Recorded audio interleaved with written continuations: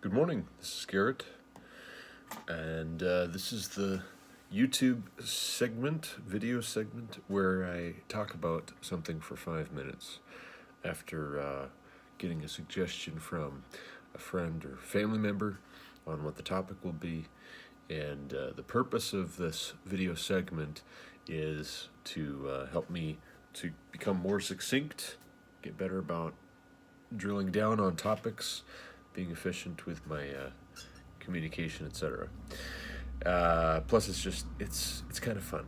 Uh, so I've got a long list now of topics. Initially, when I put out the call asking everybody on my Facebook if they had a suggestion, I think I got four, and they were four interesting ones. So those were my first four: UFOs, fear, time management 101, and country living versus city living.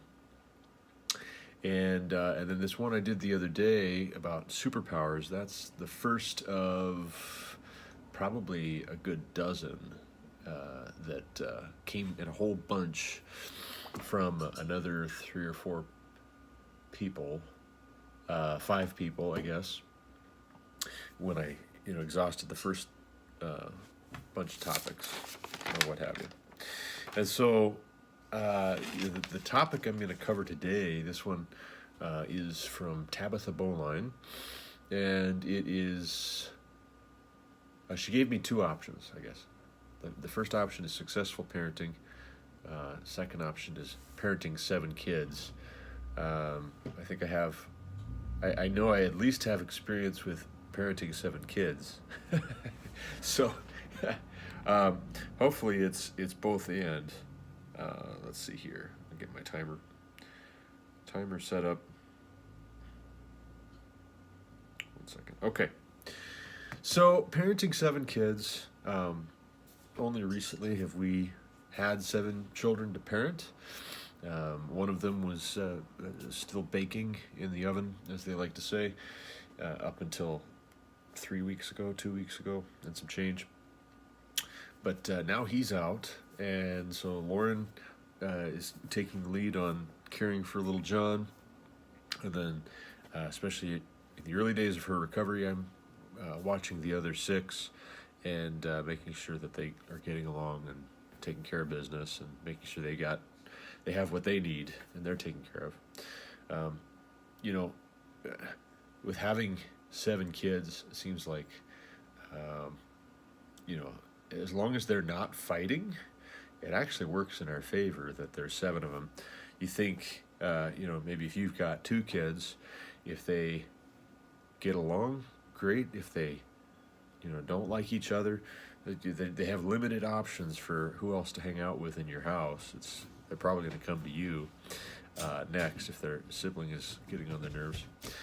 There's one advantage to having 7 kids, and that is that if the older 2 aren't getting along on a given day, then maybe one of them goes and hangs out with one brother, another brother from the same mother, and maybe the other one goes and hangs out by himself or hangs out with his sister or what have you. They have more options for who to hang out with. Sometimes people will tell us they've got 3, and that's just really, really difficult. That's way more of a challenge than they can imagine. Adding 2, if they had 6 or 7 kids like we do. But my wife and I both tell people, I think 3 kids. We think 3 children. That was the most difficult transition when we went from 2 to 3. Mostly because all of a sudden they outnumber you for the first time, and you have to figure that out eventually. But at 1 or 2, 1 you can double team them if you need to. 2, you've got them evenly matched. Your wife can go take care of one, you can take care of the other. And 3, then you got to figure out, okay, what if all 3 of them have something going on at the same time? How am I going to, which direction am I going to go? Which direction is my wife going to go? And that's tricky. right? And they sense that. Children are perceptive to your divided attention and being able to exploit that. Um, I assure you, they have radar that tells them when you're distracted and when they might be able to get away with something that if you were watching them closely, they wouldn't attempt because they know they're not supposed to. But, that said too, I mean, parenting 7 kids, one of the, I guess, secrets, if you want to call it that, is you can't be particular about absolutely everything. You have to prioritize, and you got to get things set up as far as your rules, your ways of communicating, your standard operating procedures, if you want to call them that, in your house, in your home, to where you don't have to have your attention on every last little detail every second of the day, because that's just not realistic. You'll drive yourself absolutely bonkers.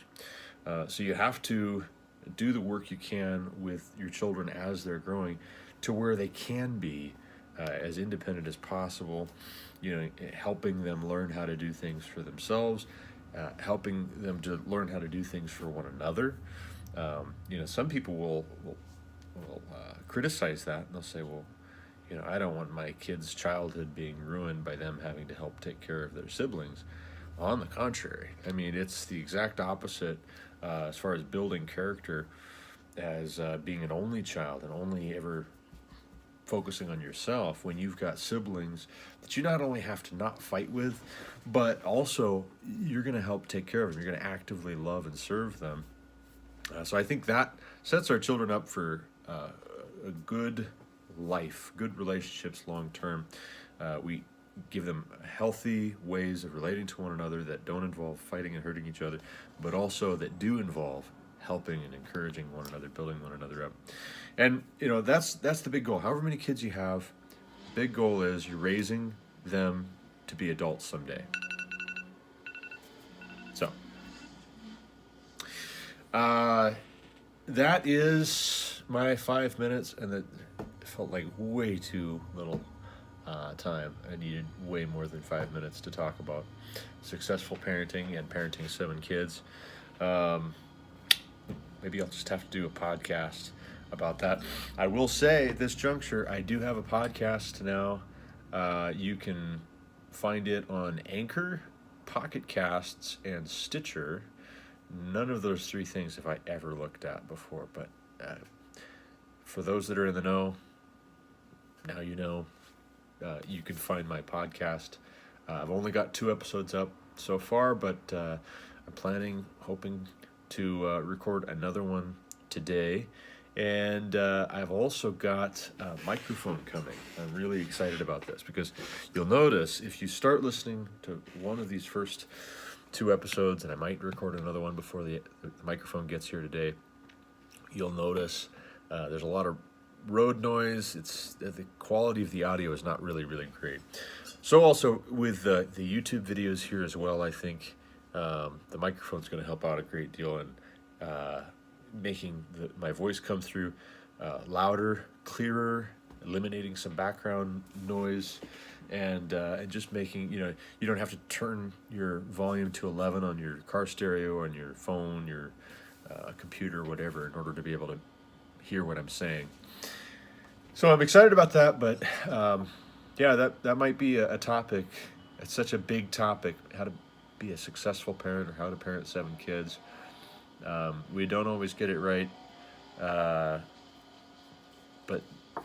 by God's grace, we're thankful that we've got these children, and I'm going to have to expand more on that in a podcast, I think, or 2 or 3. So anyway, thanks for watching. God bless. Thank you, Tabitha Bowline, for the topic, and tune in next time for we'll just pick one right now. How about Embarrassing Moments by Daniel Chazé? That'll be the topic for the next 5-minute video. So thanks. Tune in for that. Bye.